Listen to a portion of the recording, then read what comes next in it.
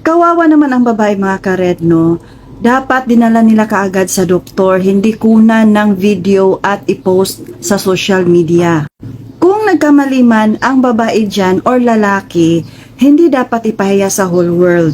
Instead na magmarites pa ang lahat dyan, dapat dinala na nila sa doktor upang masolusyonan at masiparate silang dalawa upang walang mapahamak sa kanila. Base sa mga nadidinig ko dito sa atin, no, ang mga ganyang sitwasyon, sabi nila, ay nilagyan umano ng buntot ng pawikan ang panty or damit ng babae. Kaya hindi sila masiparate. Nang nakita ko ang video na to, nag-research talaga ako upang malaman ko kung totoo ba talaga ang mga sabi-sabi. At nalaman ko na hindi ito nang dahil sa pawikan, guys. Ito ay isang disorder.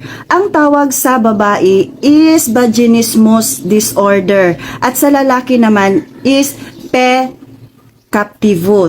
And it will last for a few seconds or minutes kung kailan kakalma or mag-relax ang muscle ng kipay ng babae at patuters ng lalaki. Kasi the more na matense sila, guys, there's a tendency na matagal talaga matanggal ang kanilang mga private parts sa ilalim. Like sa case ng couple na yan, guys, lalong matagal yung matanggal dahil tense na tense sila dahil sa sobrang kahihiyan. Ikaw ba na may tapukan, guys, kung ma-relax ba ka? O video-videohan pag yun, diba? Ang vaginismus disorder is an involuntary tensing of the kipay that cause tighten of the vaginal opening. Kaya malak or maklose ang patutoy doon sa loob at hindi na matanggal. Di ko alam kung tama bang pag-explain ko kasi hindi ako doktor.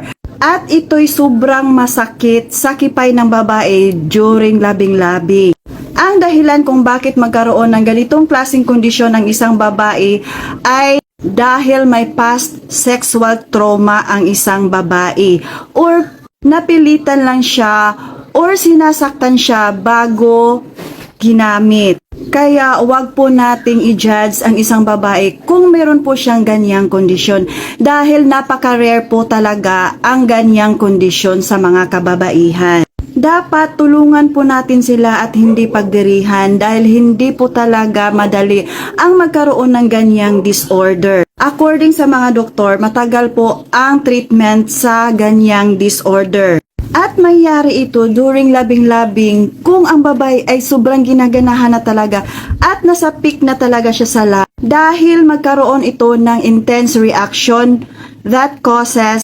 Nakakatakot talaga if may ganyang kondisyon, guys. Di ko alam kung every time na maglabing-labing ay magkaganyan or depende lang sa sitwasyon. Dahil every time na nasa peak ka na or ginaganahan ka na talaga or nandun ka na talaga sa langit, guys, doon mangyayari ang paglak ng iyong kipay sa patuters ng lalaki. Kaya nakakatakot talaga ang may ganyang kondisyon. Kaya ang iba ay hindi na lang talaga nakikipaglabing-labing sa mga boyfriend nila or asawa nila dahil sa takot na hindi na masiparate. Sana nagustuhan mo ang video na to. For more videos, please follow me for more. This is Red Palma. Thank you so much for watching.